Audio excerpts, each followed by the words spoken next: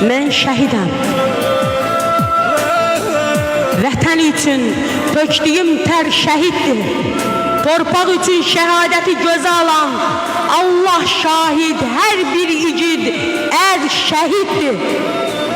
Ölməmişəm, sağam, şahidəm. Mən qoymuşam bu torpağım bizim deyə addım addım nidasını. O mən idim anaların sin eyləyən duasını. Mən olmuşam can verəndə öpüb qanlı libasını. Söz vermişəm, and içmişəm. Mən almışam qardaşımdan axan qanın qisasını. Şükrüzü ağ şəhidəm. Mən şəhidin gözlərində son gördüyü can verənəm. Anasına salam deyəm, bəs atana, bəs bacına.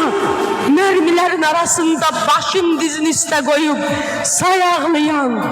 Biraz dayan, biraz dayan. Evladını onun üçün qucaqlayan üstü başı qan şəhidəm.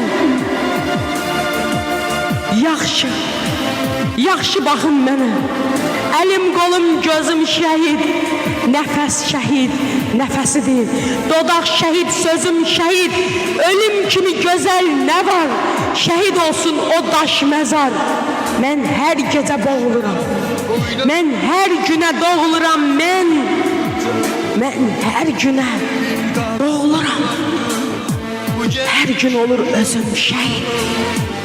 Hər gün olur özüm şəhid. Kalbim kan Allah'ım, bu genç yaşımda